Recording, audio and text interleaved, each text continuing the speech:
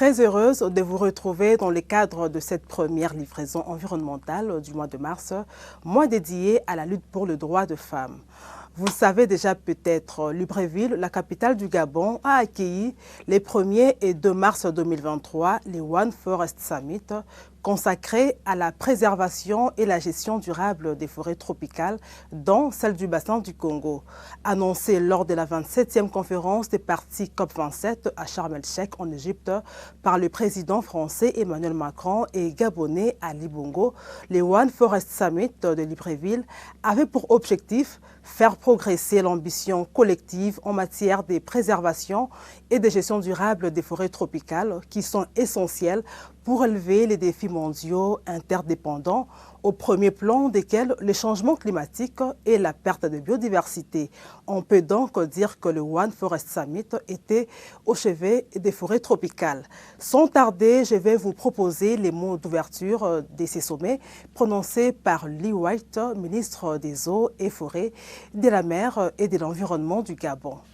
Pour lui, si on perd les forêts du bassin du Congo, on perd la lutte contre le changement climatique, car la perte des forêts du bassin du Congo peut entraîner l'augmentation jusqu'à 10 degrés Celsius de la température à certains endroits du globe. Suivez.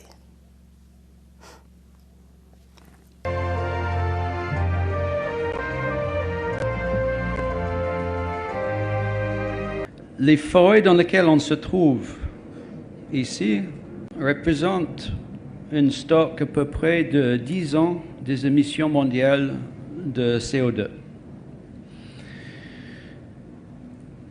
Donc si on perd ces forêts, on perd tout simplement la lutte contre les changements climatiques. On passe dans un monde, on va condamner nos enfants, nos petits-enfants, à vivre dans un monde de 3 ou 4 ou de même de 5 degrés de plus. 4 degrés de plus, c'est le moyen sur la planète. Le 2/3 de la planète, c'est l'eau. Donc 4 degrés de plus, ça peut faire 10 degrés de plus dans certains endroits en Afrique, en Amérique du Sud, en Asie. 10 degrés de plus. Dans un monde où on voit déjà des catastrophes climatiques. En Afrique, on a 22 millions de personnes dans le coin de l'Afrique qui sont menacées de mort à cause d'une sécheresse rendue beaucoup plus forte par les changements climatiques. Donc, non, il n'y a plus à débattre. On est dans une crise. C'est peut-être pas une crise aussi immédiate que le Covid. On a vu la réaction au Covid. C'était une menace immédiate. Il y a eu une réaction. On parlait de trillions de dollars.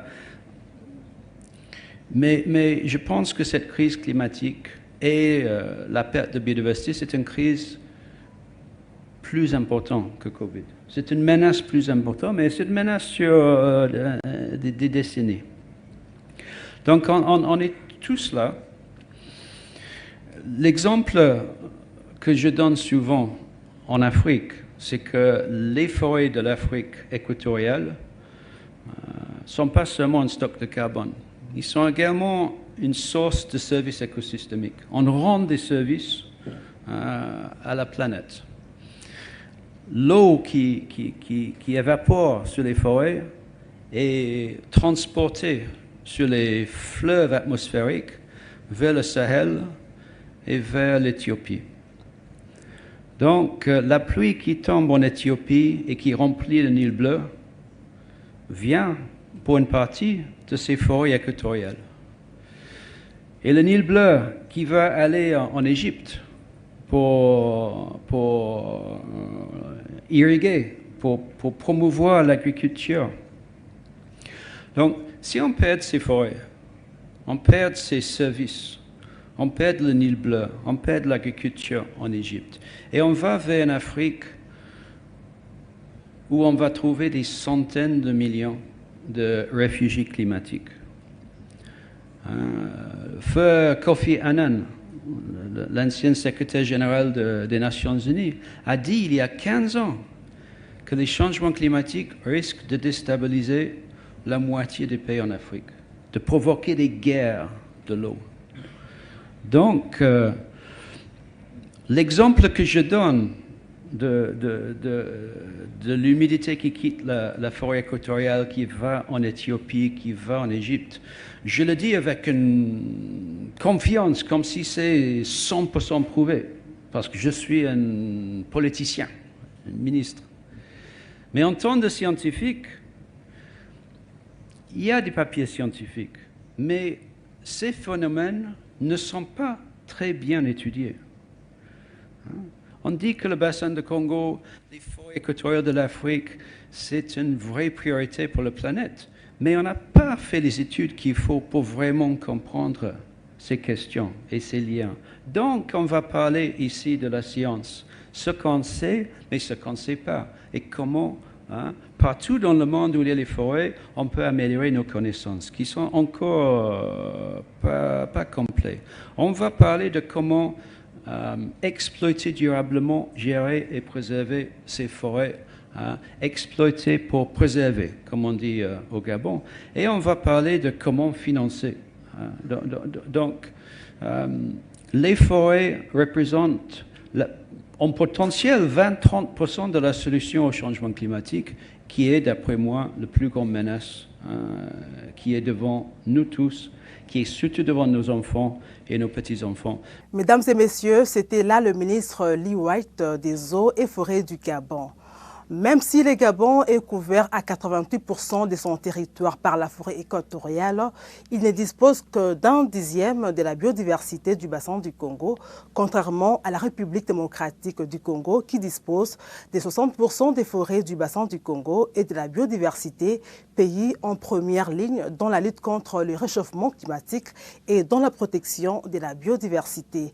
Il faut dire que le One Forest Summit devrait déboucher sur des nouveaux engagements et des initiatives concrètes sur la progression des connaissances et la promotion de la coopération scientifique sur les écosystèmes forestiers, la promotion de chaînes de valeur durables dans les secteurs forestiers et des développements des sources de financements innovantes, notamment en explorant les solutions de conservation de la biodiversité fondées sur le marché.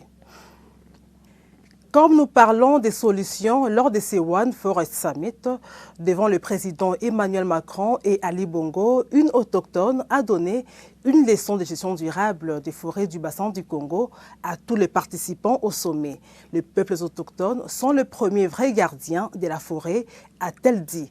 Je vous laisse suivre les propos de cette brave dame dans cet élément.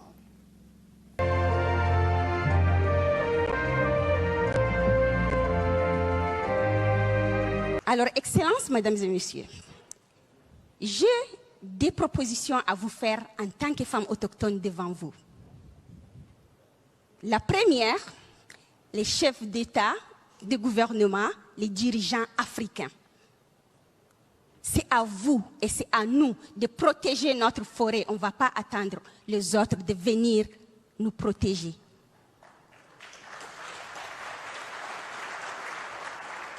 Je vais vous dire comment vous allez le faire.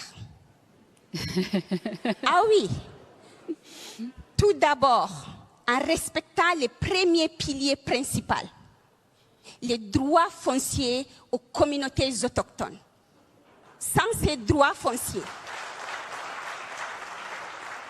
nous ne pourrons pas conserver nos savoirs traditionnels et les transmettre de génération en génération. Nous puissons nos savoirs parce que nous avons les droits à nos terres et nous connaissons comment l'exploiter. Et vous avez tous lu, les scientifiques l'ont dit, les endroits les mieux protégés sont les endroits où les peuples autochtones sont là et dirigent ces endroits. Alors nous voulons ces droits à la terre pour mieux faire notre boulot. Vous avez signé à la COP 15 la protection de 30% de la biodiversité.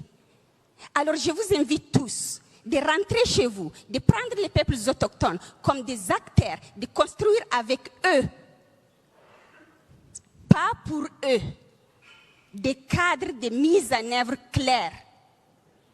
Parce que c'est nous les experts.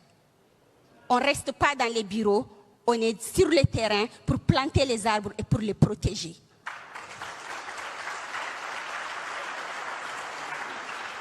Mon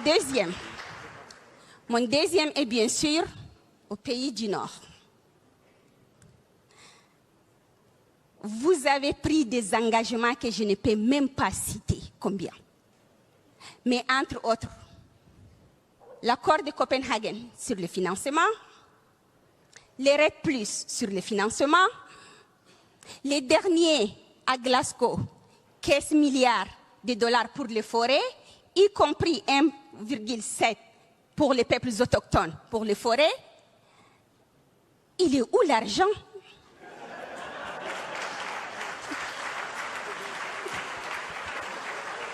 Nous ne pouvons pas continuer à vivre sur les engagements que nous allons vous donner et nous allons vous donner.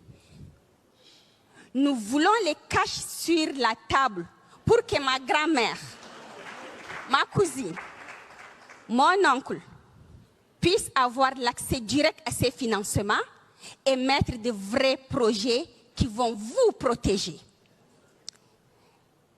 Ne venez pas me dire que vous voulez mettre des mécanismes qui permettent de gérer la transparence, ainsi de suite.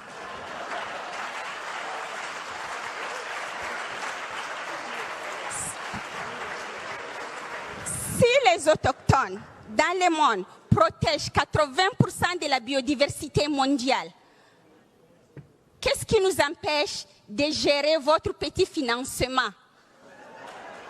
Peut-être que les méthodes que nous allons utiliser ne sont pas dans les mêmes écoles que vous êtes allés.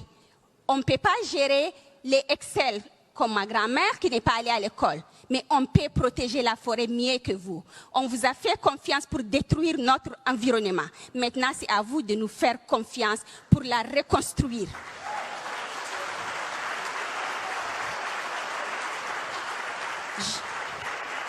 Je voudrais finir par ça.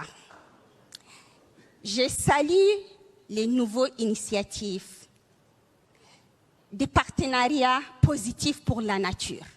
Ces partenariats positifs pour la nature doivent être pour les communautés et par les communautés pour un accès direct au financement. Parce que nous, les autochtones, nous sommes les CEO, les Chief Ecological Officers. Alors, nous sommes les meilleurs pour mettre en œuvre tout ce qui concerne notre environnement. Vous êtes prêts pour ces pactes? Je l'espère, parce que je veux que vous vous engagez sur ces bateaux avec nous. Je vous remercie. Merci. Une bonne leçon de gestion forestière, on le sait, la question des financements carbone a toujours été le sujet les plus sensibles des négociations liées à l'environnement, au changement climatique, à la biodiversité et autres. Comme l'avait d'ailleurs dit Christophe Béchu, ministre français de l'Environnement, les forêts du bassin du Congo sont aujourd'hui celles qui captent le plus de gaz à effet de serre, mais ne bénéficient que d'une toute petite partie des crédits verts, des crédits carbone, alors qu'elles rendent un service immense et les pays veulent monnayer ces rôles. Payer la tonne de CO2, 3 à 5 dollars n'a pas de sens, estiment les spécialistes qui appellent à fixer le prix entre 30 et 50 dollars. De son côté, la secrétaire d'État français en charge du développement, de la francophonie et de partenariats internationaux a évoqué 3 axes de travail pour des solutions durables et concrètes dans la protection des 3 grands bassins forestiers du monde, dont les bassins du Congo. Je vous laisse, mesdames et messieurs, suivre Chrysoula Zakharopoulou, secrétaire d'État française au développement de la France.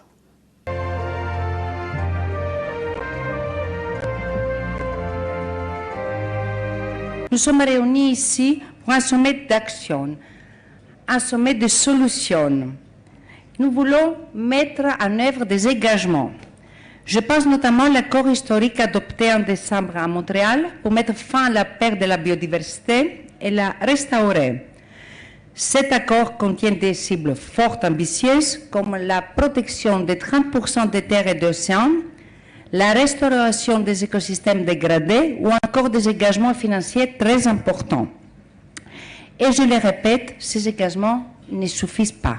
Il faut désormais les mettre en œuvre. Il y a en effet urgence. Urgence à protéger notre climat, urgence à protéger notre nature et sa biodiversité, et urgence à promouvoir un développement durable au bénéfice de toutes les populations et des populations autochtones. Et justement, les forêts tropicales se trouvent au cœur de ce triple défi. Le défi climatique, les forêts absorbent 2 fois plus de CO2 qu'elles n'émettent, près de 7,6 milliards de tonnes par an, davantage que les émissions annuelles des États-Unis.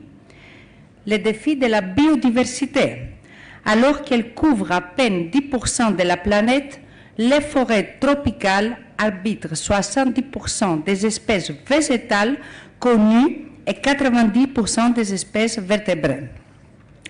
Les défis du développement durable. 350 millions de personnes dépendent directement des forêts tropicales pour vivre et 1,6 milliard indirectement. Vous voyez que notre tâche est immense. À 40 ans, nous avons perdu près de 20% des forêts tropicales mondiales. Cette déforestation tropicale est responsable de 13% des émissions mondiales de CO2. Au lendemain, alors de la COP15, ce sommet ici, ce sommet de Libreville, et cette journée en particulier du travail, chers amis, doivent nous permettre de trouver des solutions concrètes pour préserver les 3 grands bassins forestiers et notamment les bassins du Congo. Nous avons identifié 3 axes de travail sur lesquels nous devons aboutir à des solutions concrètes. Tout d'abord, nous voulons renforcer la coopération scientifique entre les 3 grands bassins tropicaux. Il s'agit d'accroître l'expertise internationale sur les services rendus par la forêt. On ne peut pas protéger la forêt sans la connaître. Nous allons aussi évoquer les liens entre biodiversité et santé dans le cadre des initiatives présentes sur la santé environnementale.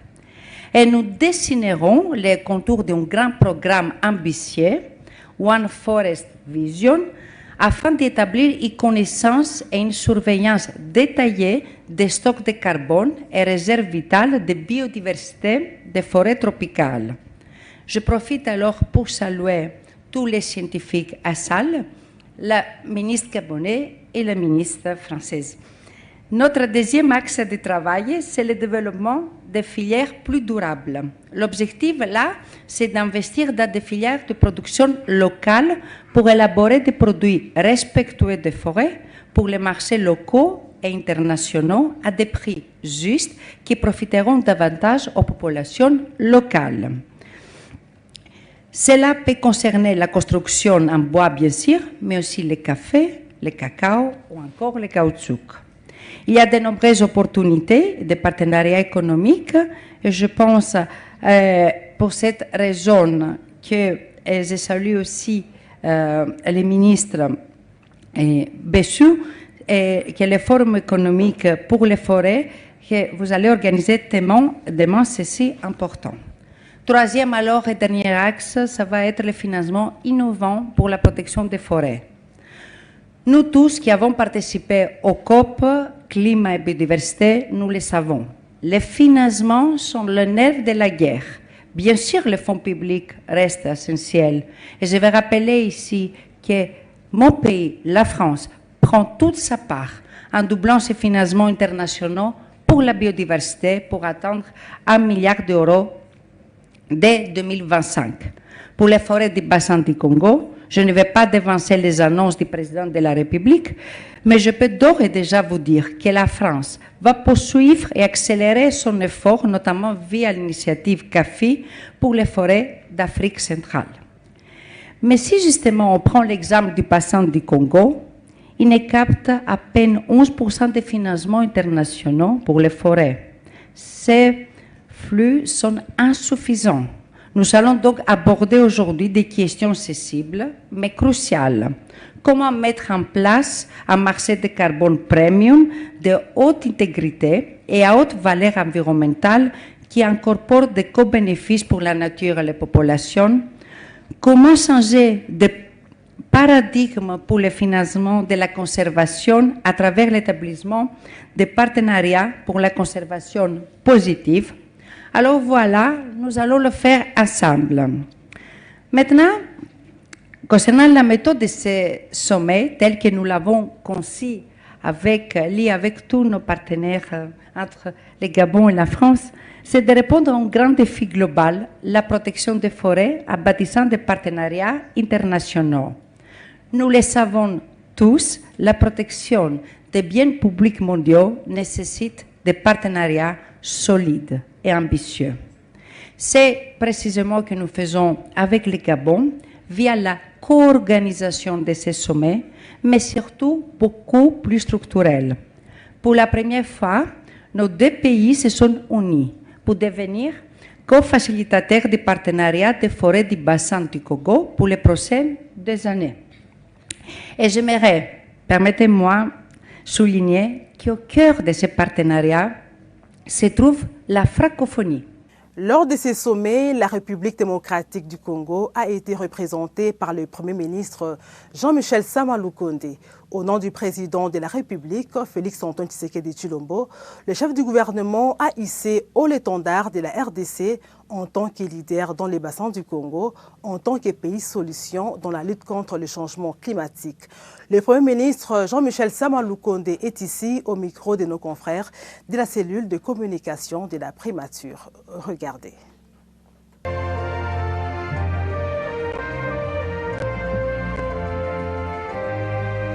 Nous sommes rendus à Libreville en représentation de son Excellence Monsieur le Président de la République ici au Gabon pour ce One Forest Summit où à l'initiative de la France et du Gabon, il était question d'avoir des échanges sur les questions environnementales, notamment la question des protections des forêts, de la biodiversité, mais aussi le développement économique sur base de l'agroforesterie et les financements innovants qui étaient au cœur des questions qui devaient se discuter.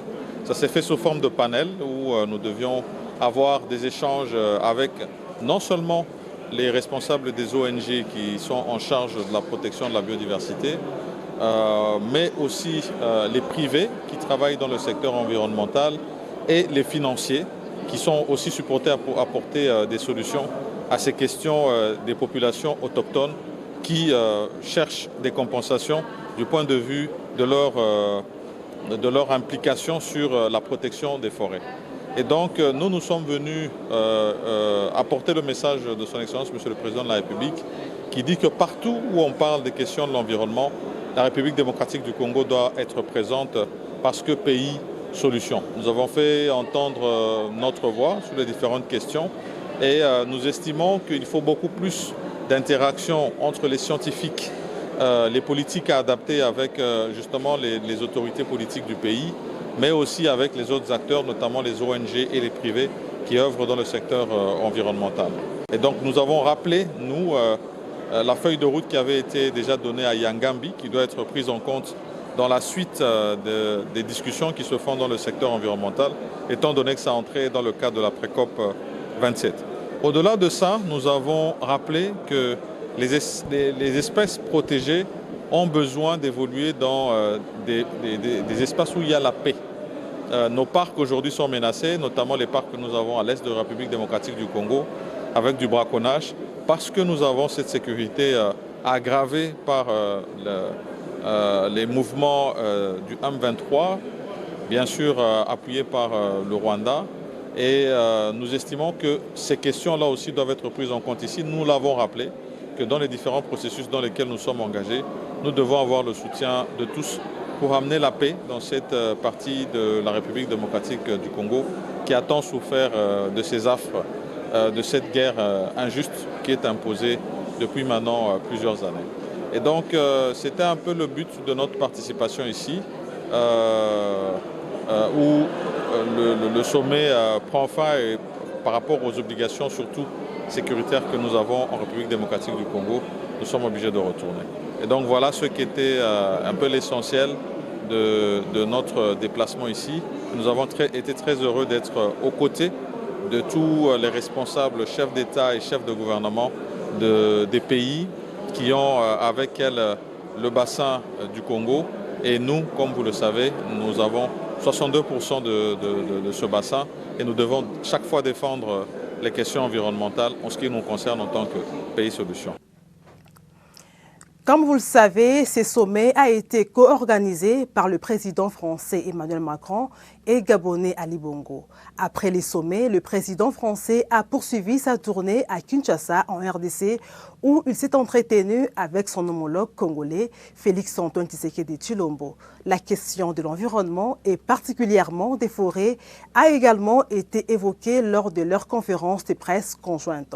Je vous laisse suivre l'intervention du président de la République, Félix-Antoine Tshisekedi Tshilombo.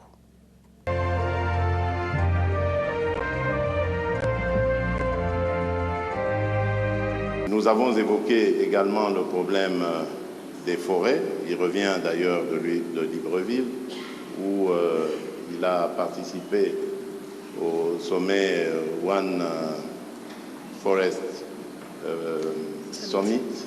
C'est un sommet qui a pris en compte, qui s'est plutôt attardé sur la forêt tropicale, la forêt du bassin du Congo, qui, comme vous le savez, aujourd'hui est le premier poumon de l'humanité et un atout formidable pour la lutte que nous menons tous contre le réchauffement climatique. Là aussi, nous avons la forêt du bassin du Congo, qui, comme vous le savez, aujourd'hui est le premier poumon de l'humanité et un atout formidable pour la lutte que nous menons tous contre le réchauffement climatique. Là aussi, nous avons développé une série d'idées et nous sommes arrivés aussi à des conclusions de partenariat importants pour à la fois mettre en avant cet atout considérable qu'est la forêt, mais également comment par la transformation sur place, la transformation locale, nous pouvons créer de la richesse et des emplois. Bref, une dynamique économique qui peut être favorable à nos pays. Là aussi, la France accepte de s'impliquer, de nous suivre. C'est une très bonne chose. Mesdames et messieurs, c'est par ces propos du président Félix-Antoine Tshisekedi Tshilombo que nous bouclons cette émission. Je vous retrouve très prochainement, toujours avec le même plaisir. Prenez soin de vous et prenez soin de votre environnement. Au revoir et à très bientôt.